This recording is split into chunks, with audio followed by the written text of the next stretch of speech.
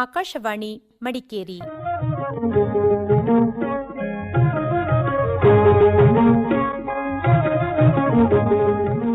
ಚಿಣ್ಣರ ಲೋಕ ಮಕ್ಕಳಿಗಾಗಿ ಕಾರ್ಯಕ್ರಮ.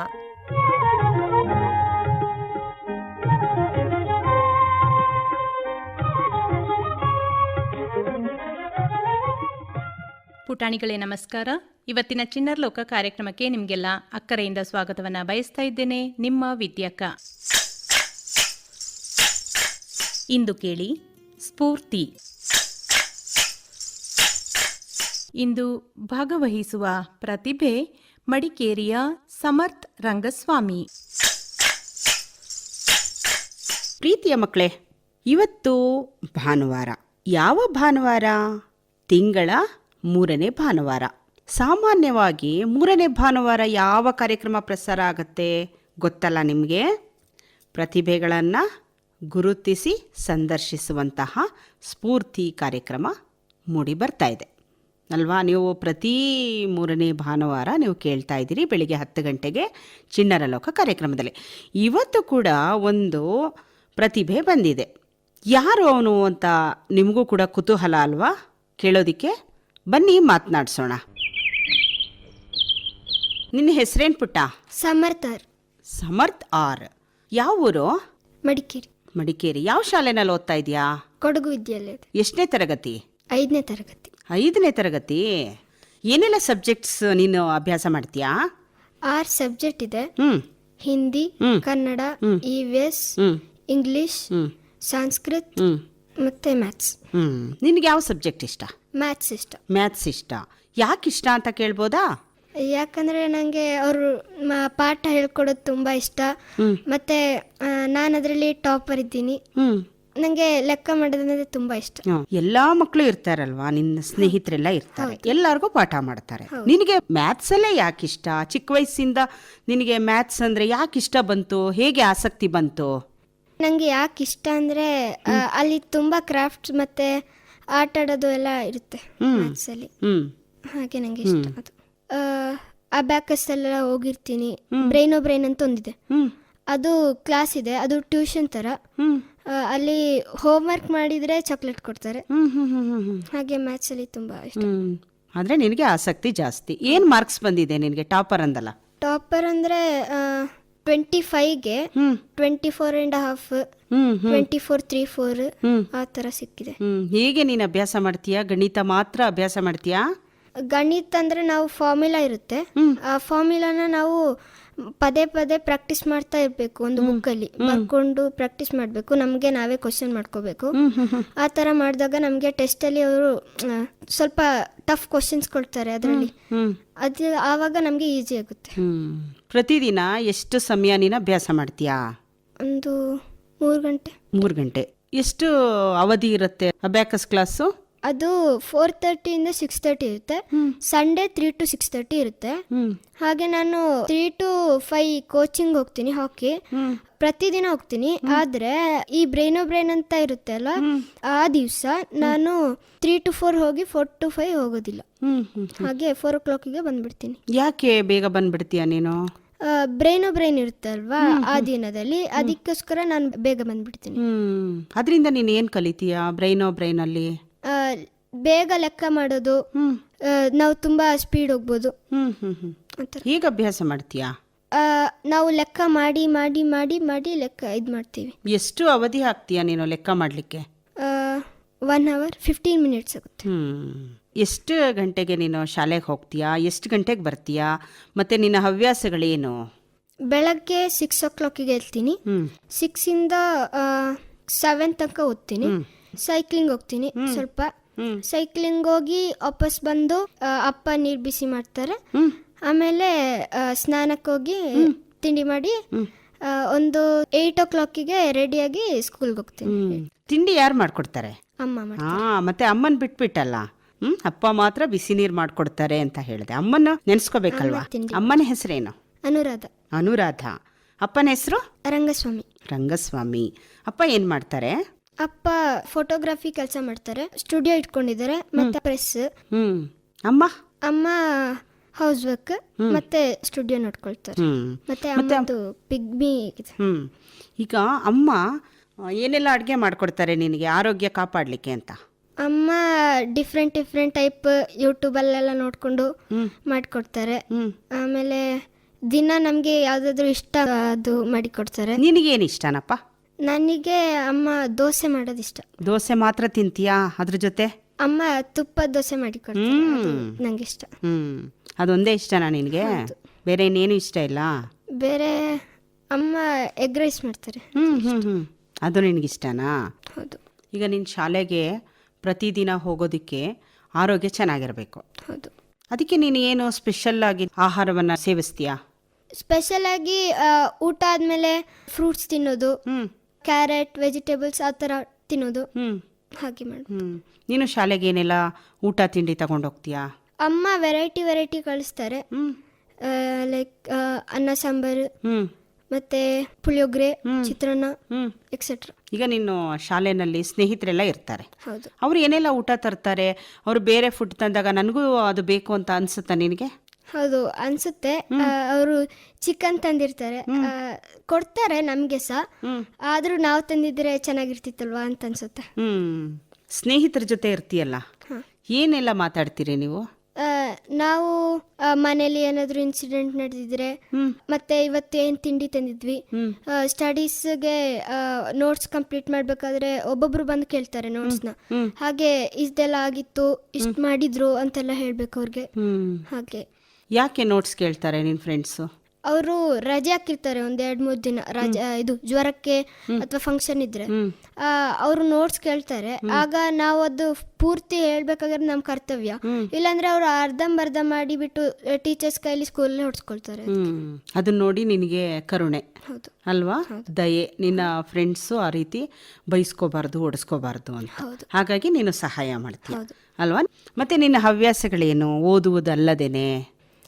ಹಾಕಿ ಮತ್ತೆ ಕ್ರಿಕೆಟಲ್ಲಿ ಸ್ವಲ್ಪ ಆಸಕ್ತಿ ಇದೆ, ಅಷ್ಟೊಂದಿಲ್ಲ. ಮತ್ತೆ ರನ್ನಿಂಗ್ ರೇಸ್, ಅಥ್ಲೆಟಿಕ್ಸ್. ನನಗೆ ಹಾಕಿ ಆಡ್ಲಿಕ್ಕೆ ತುಂಬ ಇಷ್ಟ. ದಿನ ಕೋಚಿಂಗ್ ಹೋಗ್ತೀವಿ, 3 to 5 o'clock ತನಕ ಇರ್ತೀವಿ. ಏನು ಅಭ್ಯಾಸ ಮಾಡ್ತೀಯಾ ಕ್ರೀಡೆನಲ್ಲಿ? ಹಾಕಿ ಒಂದೇ. ಹಾಕಿ ಅಂದ್ರೆ ಏನು? ಹಾಕಿ ಅಂದರೆ ಅದೊಂದು ನ್ಯಾಷನಲ್ ಗೇಮ್ ಆಫ್ ಇಂಡಿಯಾ. ಅದನ್ನ ಆಡೋದ್ರಿಂದ ನಾವು ತುಂಬ ಇಂಟೆಲಿಜೆಂಟ್ ಆಗ್ತೀವಿ. ಹಾಗೆ ರನ್ನಿಂಗ್ ರೇಸಲ್ಲಿ ಫಸ್ಟ್ ಬರ್ಬೋದು. ಹಾಗೆ. ಈಗ ಕೊಡಗುನಲ್ಲಿ ಹಾಕಿ ಆಟಕ್ಕೆ ಬಹಳ ಪ್ರಾಧಾನ್ಯತೆ ಇದೆ. ಹೌದು. ನೀನು ಅದರ ಹಿನ್ನೆಲೆ ಎಲ್ಲ ತಿಳ್ಕೊಂಡಿದ್ಯಾ ಹಾಕಿಯ ಬಗ್ಗೆ? ಅಷ್ಟೊಂದೇನು ತಿಳ್ಕೊಂಡಿಲ್ಲ, ಸ್ವಲ್ಪ ತಿಳ್ಕೊಂಡಿದ್ಯಾ? ಮತ್ತೆ ಯಾರು ನಿನಗೆ ಕೋಚ್? ದಿನೇಶ್ ಅಂತ. ಅವ್ರು ಏನು ಹೇಳ್ಕೊಡ್ತಾರೆ ಸ್ಪೆಷಲ್ ಆಗಿ ನಿನಗೆ? ಸ್ಪೆಷಲ್ ಆಗಿ ಫಸ್ಟ್ ನಾವು ಹಾಕಿ ಕೋಚಿಂಗ್ ಹೋದಾಗ ಡ್ರಿಬ್ಲಿಂಗ್ ಹೇಳ್ಕೊಟ್ರು. ಡ್ರಿಬ್ಲಿಂಗ್ ನಾವು ಸುಮಾರು ದಿನ ಮಾಡಿದ್ವಿ. ಅದು ಆದ್ಮೇಲೆ ಒಂದೊಂದಾಗಿ ಎಲ್ಲ ಸ್ಟೆಪ್ಸಿಂಗ್ ಹೇಳ್ಕೊಟ್ರು.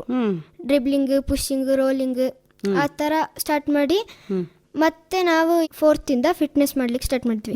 ಫಿಟ್ನೆಸ್ ತುಂಬಾ ಇಂಪಾರ್ಟೆಂಟ್ ಹಾಕಿಲಿ, ಅದಕ್ಕೆ ಫಿಟ್ನೆಸ್ ಸ್ಟಾರ್ಟ್ ಮಾಡಿದ್ರು. ಹೇಗೆ ಸ್ಟಾರ್ಟ್ ಮಾಡಿದೆ?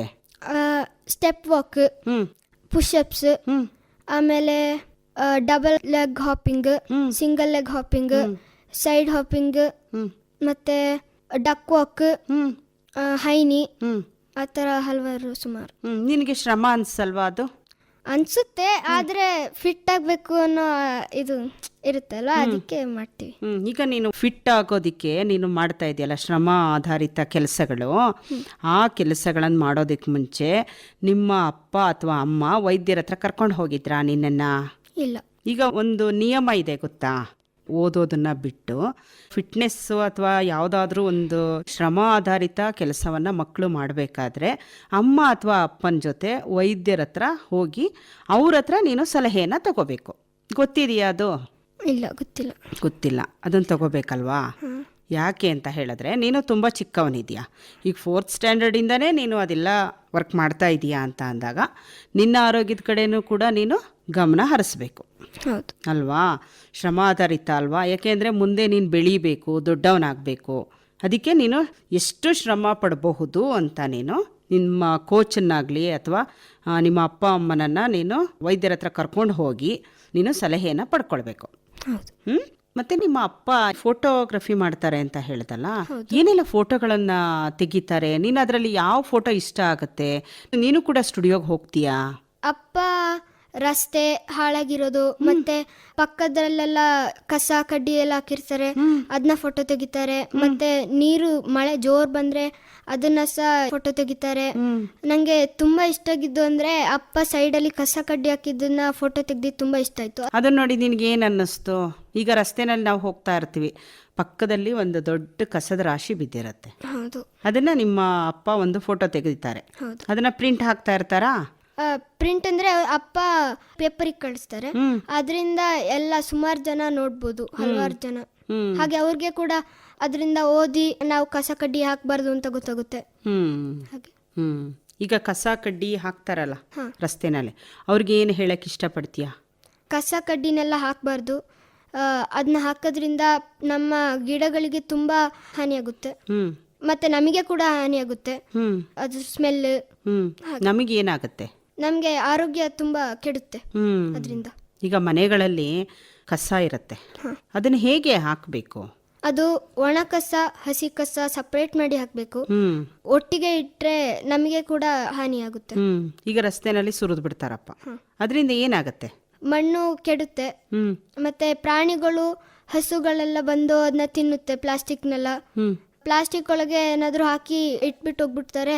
ಆಗ ನಾಯಿ ಅಥವಾ ಹಸು ಬಂದು ಅದನ್ನ ತಿನ್ಬೇಕಾದ್ರೆ ಆ ಪ್ಲಾಸ್ಟಿಕ್ ಅವ್ರ ಬಾಯೊಳಗೆ ಹೋಗಿ ತುಂಬಾ ಕೆಡುತ್ತೆ, ಅದು ಆರೋಗ್ಯ ತುಂಬಾ ಕೆಡುತ್ತೆ. ಹಾಗಾಗಿ ಏನ್ ಮಾಡ್ಬೇಕು? ಹಾಗೆಲ್ಲ ಮಾಡಬಾರ್ದು. ಊಟನ ನಮ್ಗೆ ಎಷ್ಟು ಬೇಕೋ ಅಷ್ಟು ಮಾಡಿ ಎಸಿಬಾರ್ದು, ಮತ್ತೆ ನಮ್ಗೆ ಎಷ್ಟು ಬೇಕೋ ಅಷ್ಟೇ ಹಾಕೊಂಡು ತಿನ್ಬೇಕು, ಜಾಸ್ತಿ ಹಾಕೊಂಬಾರ್ದು. ಈಗ ಕಸ ಇರುತ್ತೆ ಮನೆಯಲ್ಲಿ, ಅದನ್ನ ತಂದು ರಸ್ತೆಗೆ ಸುರಿದು ಬಿಡ್ತಾರೆ. ಹೌದು. ನೀನೇ ಹೇಳಿದೆ ಪ್ರಾಣಿ ಪಕ್ಷಿಗಳು ತಿಂತವೆ ಅದನ್ನ, ನಾಯಿಗಳು ತಿಂತವೆ ಅಂತ. ಈಗ ಅವ್ರಿಗೆ ಏನ್ ಮಾಡ್ಬೇಕು ಅಂತ ಹೇಳ್ತೀಯಾ? ನಿನಗೆ ಅದು ಅನುಭವಕ್ಕಿದೆಯಾ? ಇಲ್ಲ, ಆ ಥರ ಮಾಡಬಾರ್ದು. ಕಸವನ್ನ ಹೆಂಗಿದ್ರು ನಗರಸಭೆಯಿಂದ ಆಟೋ ಬರುತ್ತೆ, ಅದಕ್ಕೆ ಹಾಕ್ಬಿಡ್ಬೇಕು. ಆ ರೀತಿ ಕಸವನ್ನ ಅಲ್ಲಿ ಹಾಕ್ಬೇಕು ಅಂತ ನೀನು ಹೇಳ್ತೀಯಲ್ವಾ? ಮತ್ತೆ ನೀನ್ ಕಾಂಪಿಟೇಷನ್ಸ್ಗೆಲ್ಲ ಹೋಗ್ತಾ ಇರ್ತೀಯಾ? ಹೋಗಿದ್ದೀನಿ, ಸ್ಟಡೀಸ್ ಅಲ್ಲಿ ಹೋಗಿದ್ದೀನಿ. ಸ್ಟಡೀಸ್ ಅಲ್ಲಿ ಎಲ್ಲೆಲ್ಲಿ ಹೋಗಿದ್ಯಾ? ಕಾಂಪಿಟೇಷನ್ ಅಂತ ಹೋದ್ರೆ ಬ್ರೈನ್ ಸ್ಕೂಲಲ್ಲಿ ಹೋಗಿದ್ದೀನಿ. ಹಾಕಿ ಮ್ಯಾಚ್ ಗೆದ್ದು ಬಂದಿದ್ದೀನಿ. ಎಲ್ಲಿ ಹೋಗಿದ್ದೆ? ಸ್ಕೂಲಲ್ಲೇ ಮ್ಯಾಚ್ ಇತ್ತು. ಹಾಗೆ. ನಿನ್ಗೆ ಬಹುಮಾನ ಬಂತಾ? ಹಾ, ಬಂತು. ಈಗ ಬಹುಮಾನ ಬರದೇ ಇರತಕ್ಕಂಥ ಮಕ್ಕಳು ಬಹಳ ಬೇಜಾರು ಮಾಡ್ಕೊಂಡಿರ್ತಾರೆ, ನನಗೆ ಬರ್ಲಿಲ್ವಲ್ಲ ಅಂತ. ಹೌದು. ಅವ್ರಿಗೆ ಏನು ಹೇಳಕ್ ಇಷ್ಟಪಡ್ತೀಯಾ? ಅವ್ರು ಬೇಸರ ಮಾಡ್ಕೊಳ್ಳೋದು ಸರಿನಾ? ಇಲ್ಲ, ಅದು ತಪ್ಪು.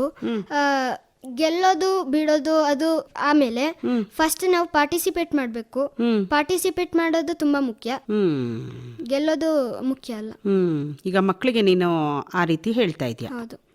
ಬೇಸರ ಮಾಡ್ಕೋಬೇಡಿ ಅಂತ ಅಲ್ವಾ? ಹೌದು. ಮತ್ತೆ ಈಗ ಅಬ್ಯಾಕಸ್ ಕ್ಲಾಸು ಅಂತ ಹೇಳಿದೆ. ನೀನು ಶಾಲೆನಲ್ಲಿ ಇರ್ತಕ್ಕಂಥ ಸಬ್ಜೆಕ್ಟ್ಗಳನ್ನು ನೀನು ಅಭ್ಯಾಸ ಮಾಡಬೇಕು. ಅಬ್ಯಾಕಸ್ ಕ್ಲಾಸ್ಗೆ ಹೋದಾಗ್ಲೂ ಕೂಡ ನೀನು ಅಭ್ಯಾಸ ಮಾಡಬೇಕು. ಹೇಗೆ ಸಮಯವನ್ನು ಹೊಂದಿಸ್ಕೊಳ್ತೀಯಾ ಸಮರ್ಥ? ನಾ ಹೇಳಿದೆ 3 to 4 ಇಂದ ಒಂದು 4:10ಗೆ ಬಸ್ ಹೊರಡುತ್ತೆ. ಅಲ್ಲಿಂದ ಮನೆಗೆ ಬಂದು ಸ್ವಲ್ಪ ಏನಾದರೂ ಇದ್ರೆ ಅಮ್ಮ ತಿನ್ನಿಸ್ತಾರೆ.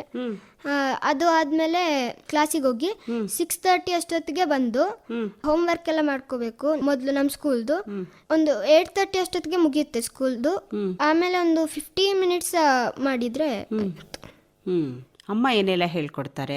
ಅಮ್ಮ ನನಗೆ ಹೇಗಿರ್ಬೇಕು, ಬಿಹೇವಿಯರ್, ಮತ್ತೆ ಒಬ್ಬ ಗೆಸ್ಟ್ ಬಂದ್ರೆ ಅವ್ರನ್ನ ಹೇಗೆ ಟ್ರೀಟ್ ಮಾಡಬೇಕು ಹಾಗೆ ಹೇಳ್ಕೊಡ್ತಾರೆ.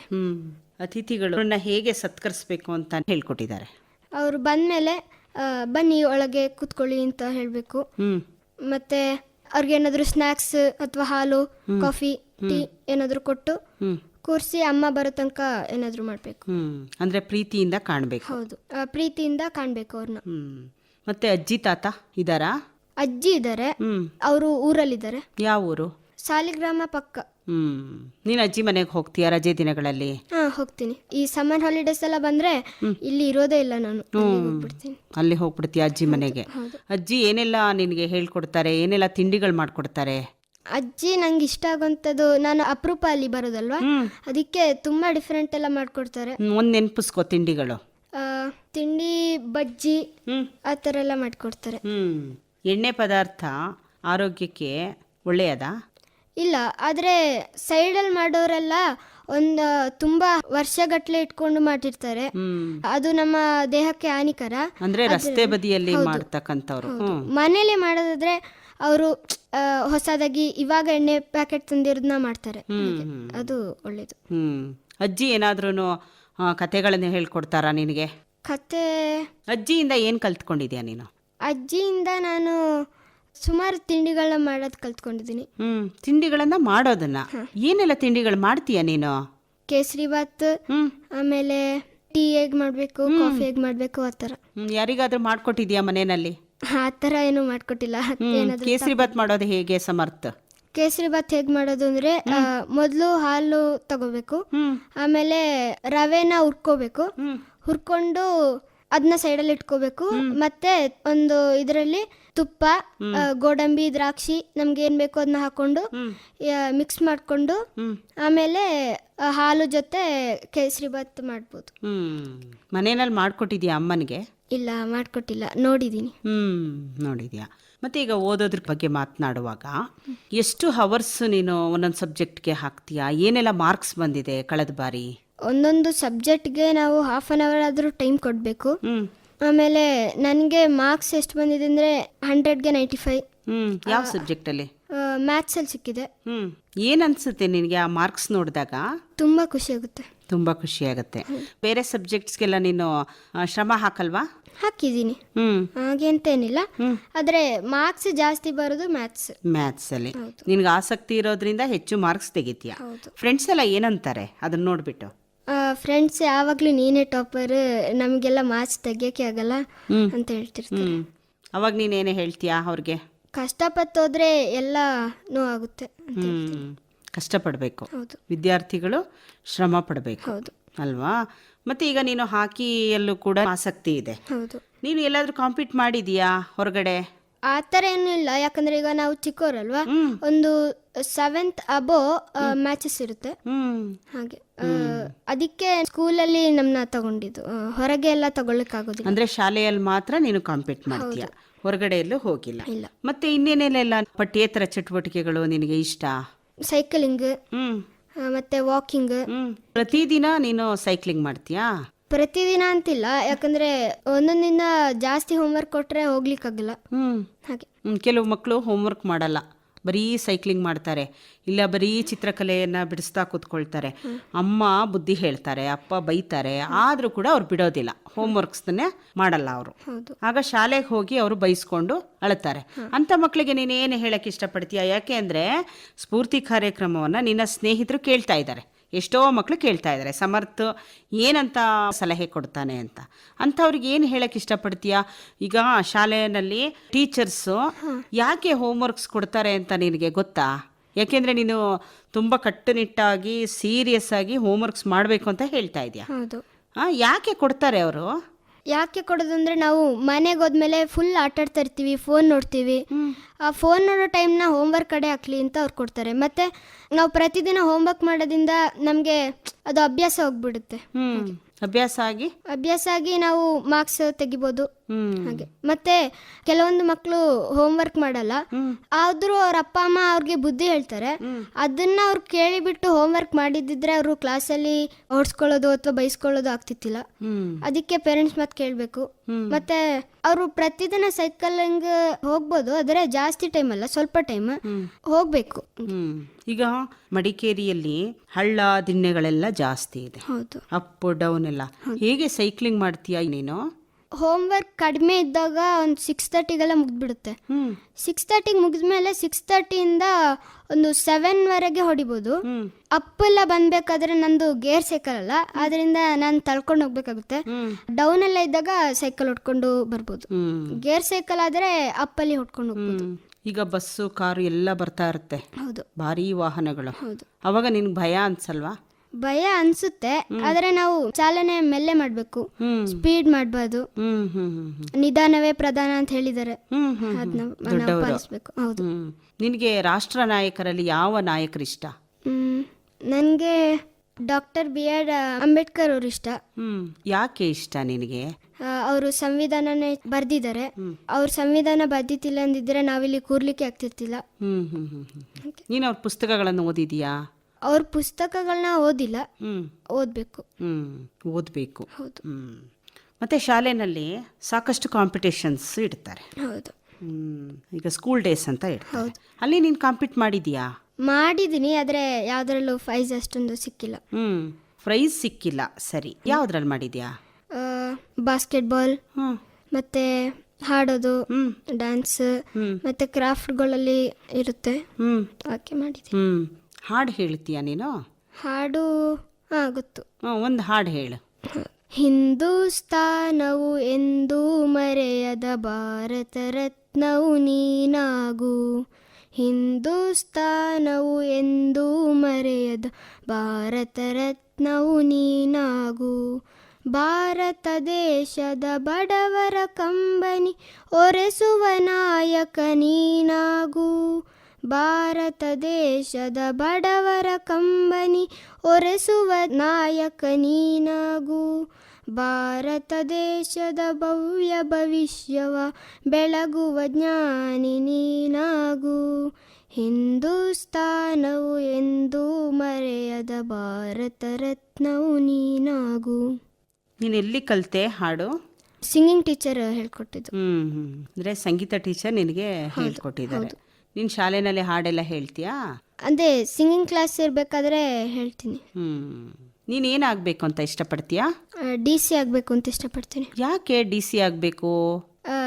ನಾವು ಏನಾದರೂ DC ಆದರೆ ಇಡೀ ಡಿಸ್ಟಿಕ್ನೇ ಆಳ್ಬೋದು, ಮತ್ತೆ ಬೇರೆಯವ್ರಿಗೆಲ್ಲ ಒಳ್ಳೇದು ಮಾಡ್ಬೋದು, ಬಡವ್ರಿಗೆ ಹೆಲ್ಪ್ ಮಾಡ್ಬೋದು, ಆಮೇಲೆ ಈ ಥರ ಕಸ ಕಡ್ಡಿನೆಲ್ಲ ಕ್ಲೀನ್ ಮಾಡಿಸ್ಬೋದು, ಹಾಗೆ ಹಲವಾರು ಹೆಲ್ಪ್ ಮಾಡ್ಬೋದು.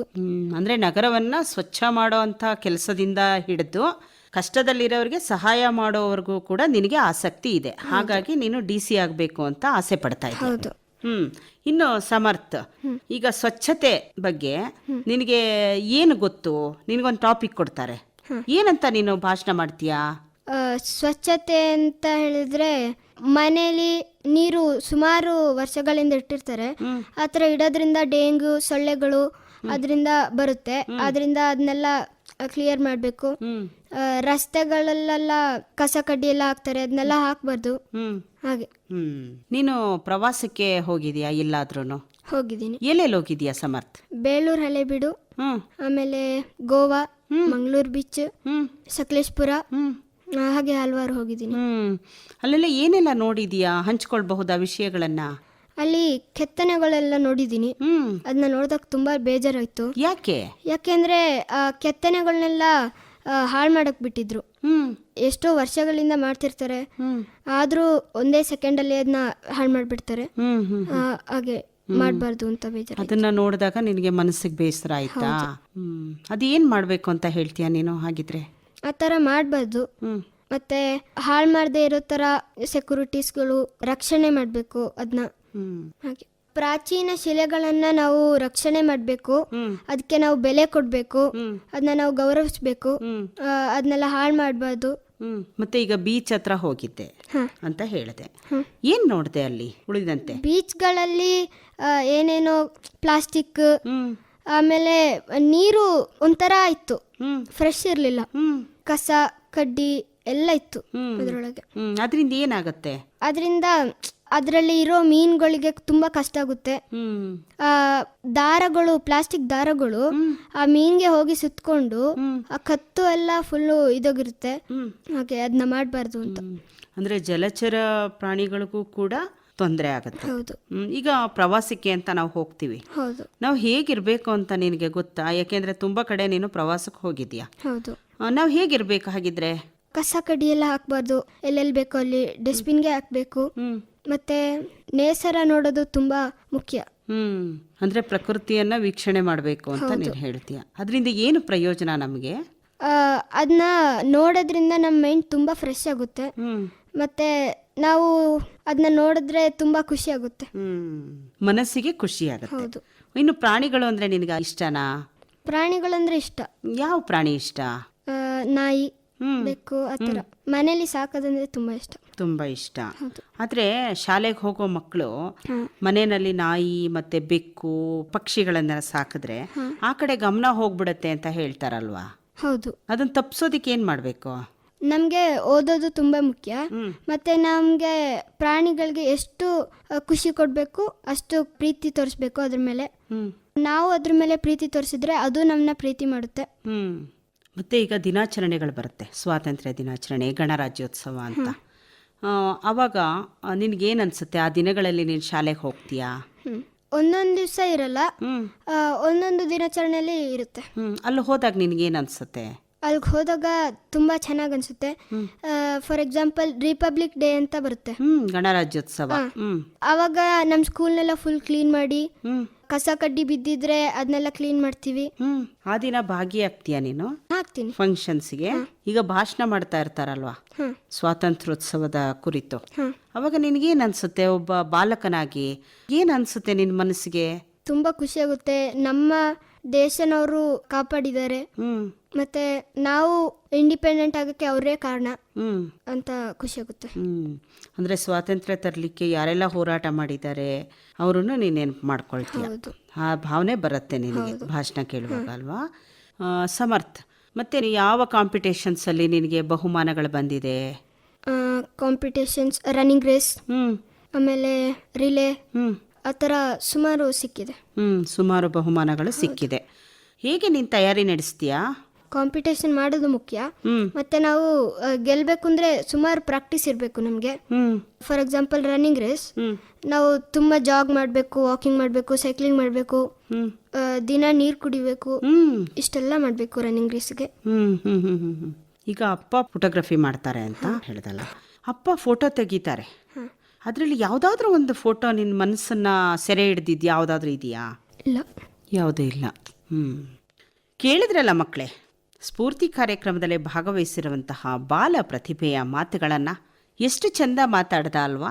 ನಿಮ್ಮಲ್ಲೂ ಕೂಡ ಈ ರೀತಿ ಒಳ್ಳೆಯ ಹವ್ಯಾಸಗಳಿದ್ರೆ ನೀವು ಕೂಡ ಈ ಕಾರ್ಯಕ್ರಮದಲ್ಲಿ ಭಾಗವಹಿಸ್ಬೋದು.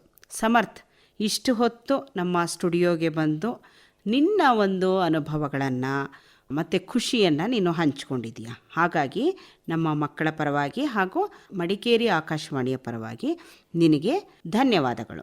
ನನಗೂ ಕೂಡ ಅವಕಾಶ ಕೊಟ್ಟಿದ್ದಕ್ಕೆ ತುಂಬ ಖುಷಿ ಆಯಿತು. ಹೀಗೆ ಹಲವಾರು ಮಕ್ಕಳು ಭಾಗವಹಿಸ್ಲಿ ಅಂತ ಆಸೆ ಮಾಡ್ತೀನಿ.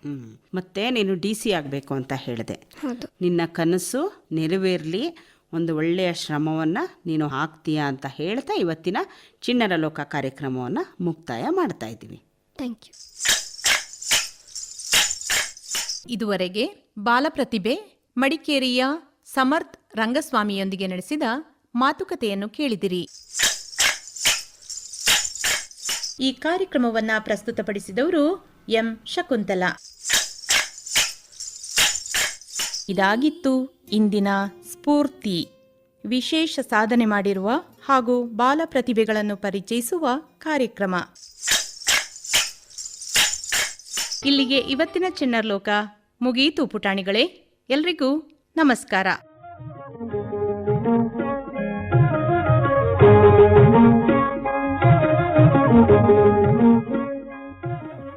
ಮಕ್ಕಳಿಗಾಗಿ ಕಾರ್ಯಕ್ರಮ ಚಿಣ್ಣರ ಲೋಕ ಪ್ರಸಾರವಾಯಿತು. ಈ ಕಾರ್ಯಕ್ರಮ ಆಕಾಶವಾಣಿ ಮಡಿಕೇರಿ ಕೇಂದ್ರದಿಂದ ಮೂಡಿಬಂತು.